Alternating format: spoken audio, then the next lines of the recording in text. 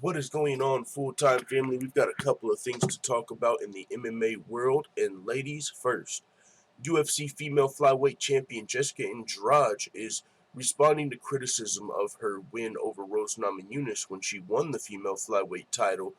And she's responding to the criticism, people saying that her slam was luck, which that's actually not the case at all. But Jessica Andrade is one of those girls who she doesn't have a die-hard fan base. She doesn't play the victim narrative well enough, I guess, to get all the beta males on her side.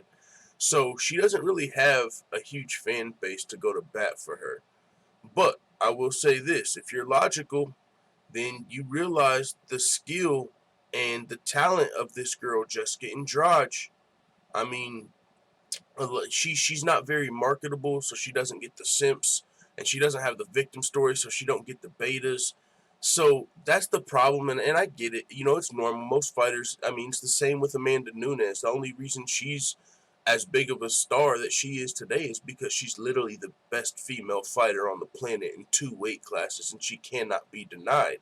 But even after Amanda Nunes became the female bantamweight and featherweight champion, you had people cheering "Holly, Holly" in the fight.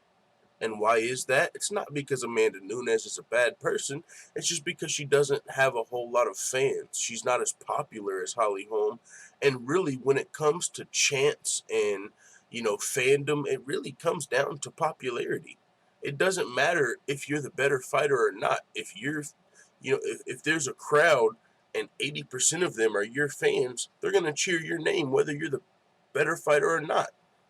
And so that's really the case, especially, being an American-based promotion, and she's a Brazilian fighter, so there's really only on top of that, she's also a lesbian, which actually could help on some fronts, gain some fans and support from like the LGBTQ community, but at the same time, it might turn off some other people in other crowds, so I don't know if that really balances out.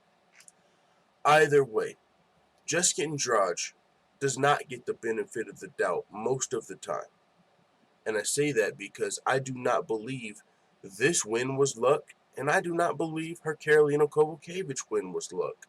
I legitimately believe Jessica Andrade is the best 115-pound fighter on the planet currently, and she also could challenge Valentina Shevchenko for the 125-pound title. Can she beat Valentina for just technical skills? I don't think so.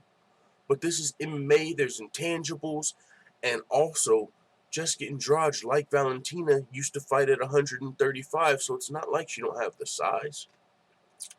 Now, with that being said, let's just talk about, because there's a few things I want to talk about here with Jessica Andrade.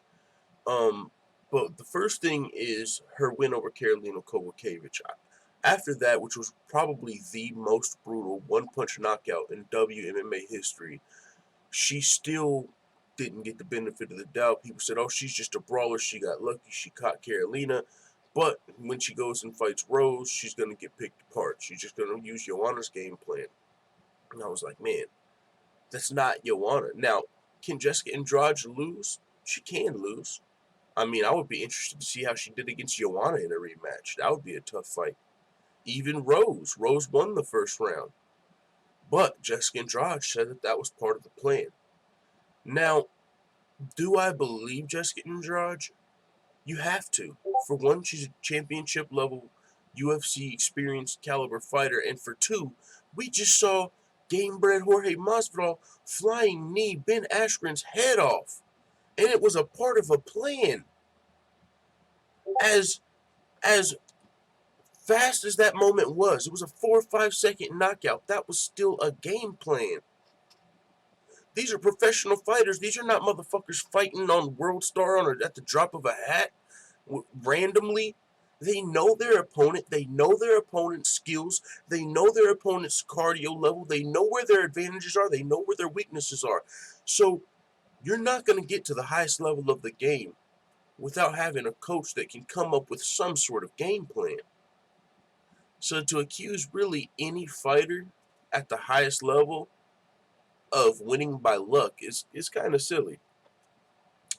And I'll just read a little bit of what Jessica Andrade had to say. She said, "Some people might want to say I get lucky, but we trained for this.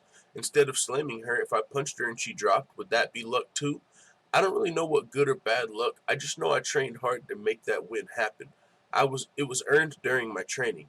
I did the same move against Tisha Torres, Claudia Gadelha, Joanna Jacek. The main difference is Rose kept hanging onto my arm before being dropped," which was another point that a lot of people made. They said Rose made the mistake of hanging on to that submission while being in the air.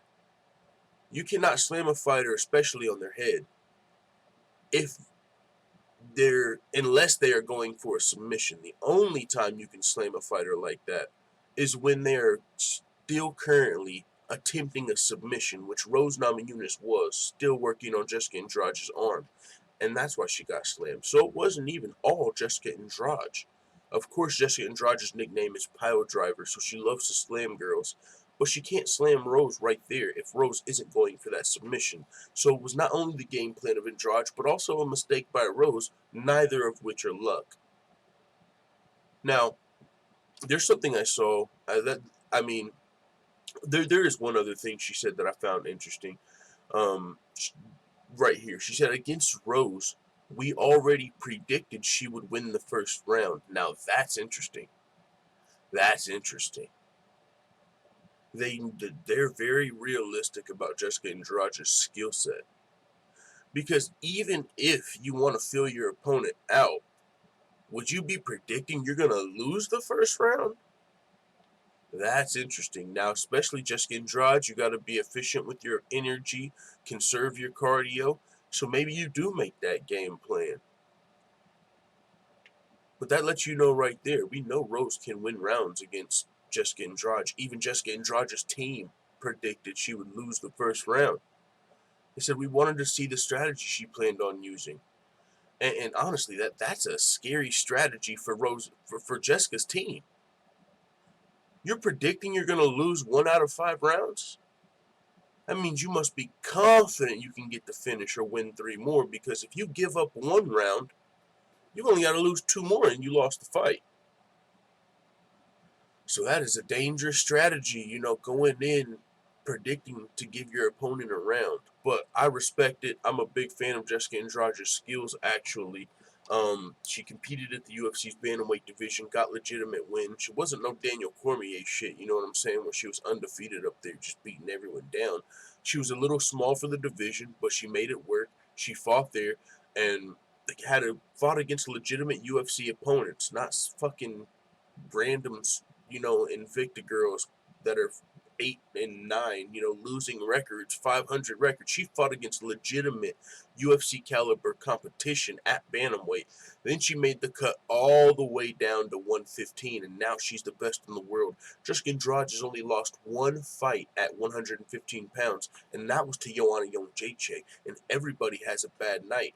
So, with that being said, that could have been, and I think Jessica Andrade has said it, she was injured going into that fight, but she's not one to make excuses. Oh, I was hurt or I would have beat her.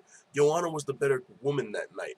But who knows? Joanna's mind has been off the prize since then. She's had the belt, fought for the belt, lost it again. She's got a boob job. She's not fighting. She's not active. She's not focused on the fight game near as much as Jessica Andrade, who's the current champion. So who's to say Joanna would win the rematch? And oh, by the way, if Jessica Andrade beats Weili Zhang this weekend, which I believe she will, do you guys see who is motherfucking front row? I didn't see this until I went to do this video. Do you guys see who is motherfucking front row? That's Valentina Shevchenko, people. That is Valentina Shevchenko over there, front row, watching Jessica Andrade versus Weili Zhang. Because she knows if Jessica Andrade wins this fight, she's going to call her out. Jessica Andrade versus Valentina, champ versus champ. Winner fights Nunes. If Valentina wins, she fights Nunes for the 3rd time, or she could just defend her belt. But just imagine this, guys. I'm going to leave you guys with this fucking bombshell. Imagine Jessica Andrade beating Valentina Shevchenko. I know it's hard to imagine that because Valentina's such a killer, but just do it. Use your imagination. Imagine Jessica Andrade pulling off the unthinkable, beating Valentina Shevchenko, and becoming the champ at 115 and 125. And we already know she's fought at 135. She could legitimately challenge Amanda Nunes for a third belt in a division we already know she's fought at. Jessica Andrade legitimately has triple champ potential. It would be a tough road. She's got to get through Weili Zhang. Then she would have to fucking pull off a miracle and somehow find a way to get through Valentina Shevchenko. And then Amanda Nunes. So I know it might sound like a pipe dream as of right now, but the path is there. And you see Valentina right there, man. Isn't that Pavel right beside her? Pavel and Valentina are literally front row. I 100% believe Jessica Andrade is going to win this fight, call out Valentina, and I cannot wait. With that being said, it is what it is. Let the full-time family know what you think in the comments. I'm out.